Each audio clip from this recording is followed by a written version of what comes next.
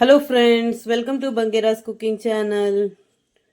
ಇವತ್ತಿನ ರೆಸಿಪಿ ಬಂಗುಡೆ ಪೆಪ್ಪರ್ ಮಸಾಲ ಮಾಡ್ತಾ ಇದ್ದೇನೆ. ಖಾರವಾಗಿ ಸ್ಪೈಸಿ ತಿನ್ನುವವರಿಗೆ ಖಂಡಿತವಾಗ್ಲೂ ಇದು ಪೆಪ್ಪರ್ ಮಸಾಲ ತುಂಬ ಇಷ್ಟ ಆಗ್ತದೆ ಫ್ರೆಂಡ್ಸ್. ಇದು ಮಾಡೋದು ಹೇಗೆ ಅಂತ ಹೇಳಿ ನೋಡುವ.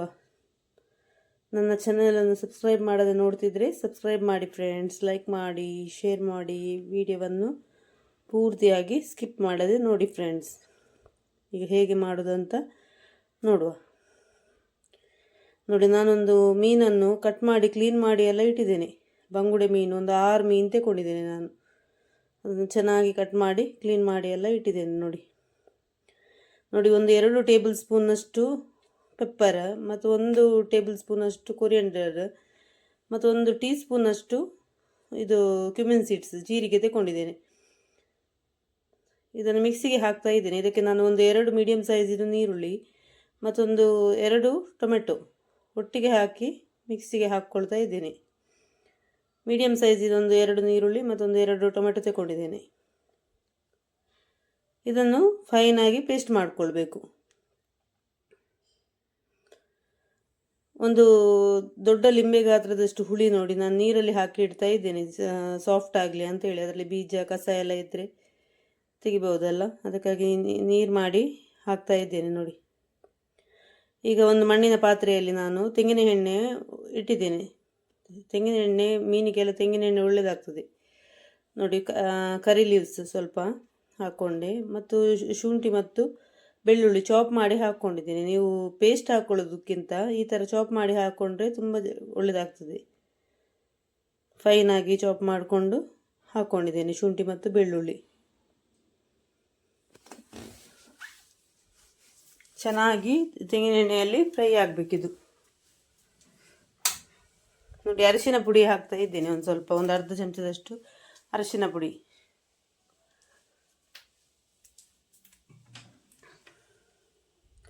ನೋಡಿ, ಈಗ ರುಬ್ಬಿಟ್ಟಿರುವ ಮಸಾಲವನ್ನು ಕೂಡ ನಾನು ಹಾಕ್ಕೊಳ್ತಾ ಇದ್ದೇನೆ. ಪೆಪ್ಪರ್ ಮಸಾಲ ಇದು ಚೆನ್ನಾಗಿ ಫ್ರೈ ಆಗಬೇಕು. ಇದು ನೀರುಳ್ಳಿ ಎಲ್ಲ ಹಸಿ ಹಾಕಿರೋದ್ರಿಂದ ಚೆನ್ನಾಗಿ ಫ್ರೈ ಆಗಬೇಕು. ಮಸಾಲ ಹಸಿ ಸ್ಮೆಲ್ಲೆಲ್ಲ ಚೆನ್ನಾಗಿ ಹೋಗಬೇಕು. ನೋಡಿ, ಮಿಕ್ಸಿ ತೊಳೆದ ನೀರು ಕೂಡ ಹಾಕ್ಕೊಂಡೆ ನಾನು. ಇನ್ನು ಚೆನ್ನಾಗಿ ಕುದಿಬೇಕಿದು. ನಾನು ಮುಚ್ಚಿಡ್ತಾ ಇದ್ದೇನೆ ಸ್ವಲ್ಪ ಕುದೀಲಿ ಅಂತ ಹೇಳಿ. ಚೆನ್ನಾಗಿ ಕುದೀಲಿ. ನೋಡಿ, ಕುದೀತಾ ಉಂಟು. ನೋಡಿ, ಚೆನ್ನಾಗಿ ಕುದಿಬೇಕು ಈ ಥರ. ಈಗ ರುಚಿಗೆ ಉಪ್ಪು ನೋಡಿಕೊಂಡು ಹಾಕ್ಕೊಳ್ತೇನೆ ನಾನು. ಉಪ್ಪು ಎಲ್ಲ ನೋಡ್ಕೊಂಡು ಹಾಕಬೇಕು. ಮೀನಿಗೆ ಉಪ್ಪೆಲ್ಲ ಕರೆಕ್ಟ್ ಬೇಕು, ಉಪ್ಪು ಹುಳಿ ಎಲ್ಲ. ಹುಳಿ ನೀರನ್ನು ಹಾಕ್ತಾ ಇದ್ದೀನಿ ನಾನು, ಟ್ಯಾಮ್ರಿನ್ ನೀರನ್ನು. ಹುಣಸೆ ನೀರು ನೋಡಿಕೊಂಡು ಹಾಕಬೇಕು.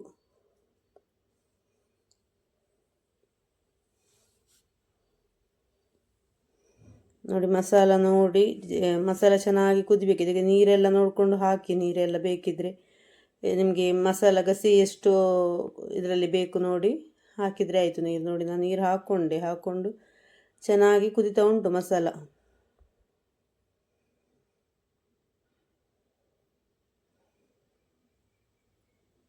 ನೋಡಿ, ಈಗ ಒಂದು 4 ಕಾಯಿ ಮೆಣಸು ಕಟ್ ಮಾಡಿ ಹಾಕ್ಕೊಂಡೆ. ಒಂದು ಸ್ವಲ್ಪ ಕರಿ ಲೀವ್ಸ್ ಹಾಕ್ಕೊಳ್ತಾ ಇದ್ದೇನೆ. ತುಂಬ ರುಚಿ ಆಗ್ತದೆ ಫ್ರೆಂಡ್ಸ್ ಈ ಥರ ಇದು ಬಂಗುಡೆ ಪೆಪ್ಪರ್ ಮಸಾಲ. ಖಾರ ಇಷ್ಟವಾಗುವವರಿಗೆ ಖಂಡಿತವಾಗ್ಲೂ ಈ ಥರ ಮಾಡಿಕೊಟ್ರೆ ತುಂಬ ಇಷ್ಟ ಆಗ್ತದೆ. ನೋಡಿ, ಚೆನ್ನಾಗಿ ಕುದಿತಾ ಉಂಟು ಈ ಮಸಾಲ. ಈಗ ನಾನು ಮೀನನ್ನು ಹಾಕ್ಕೊಳ್ತಾ ಇದ್ದೇನೆ, ಮ್ಯಾಕ್ರಲ್. ನೋಡಿ, ಈ ಥರ ಚೆನ್ನಾಗಿ ಕಟ್ಸ್ ಎಲ್ಲ ಹಾಕೋದ್ರಿಂದ ಚೆನ್ನಾಗಿ ಆಗ್ತದೆ.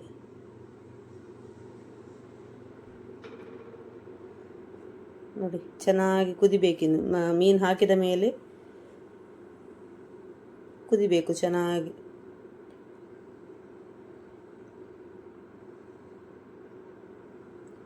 ನೋಡಿ, ಎಷ್ಟು ಚೆನ್ನಾಗಿ ಬಂದಿದೆ. ನೋಡಿ, ಗಸಿಯಾಗಿ ಬಂದಿದೆ. ನೀವು ಈ ಥರ ಮಾಡುವಾಗ ಸ್ವಲ್ಪ ದಪ್ಪನೆ ಬೇಕು ಮಸಾಲ. ಗಸಿ ಆದ್ರೇ ಒಳ್ಳೆಯದಾಗೋದು. ನೋಡಿ, ಈಗ ಕೊನೆಯಲ್ಲಿ ಸ್ವಲ್ಪ ತೆಂಗಿನ ಎಣ್ಣೆ, ಗ್ಯಾಸ್ ಆಫ್ ಮಾಡಿದ್ದೇನೆ ನಾನು. ತೆಂಗಿನ ಎಣ್ಣೆ ಹಾಕ್ತಾ ಇದ್ದೇನೆ. ಗ್ಯಾಸ್ ಆಫ್ ಮಾಡಿದ ಮೇಲೆ ಕೂಡ ಕುದೀತದೆ ಮಣ್ಣಿನ ಪಾತ್ರೆಯಲ್ಲಿ ಮಾಡುವಾಗ. ನೋಡಿ, ಪೆಪ್ಪರ್ ಮಸಾಲ ರೆಡಿಯಾಗಿದೆ ಫ್ರೆಂಡ್ಸ್.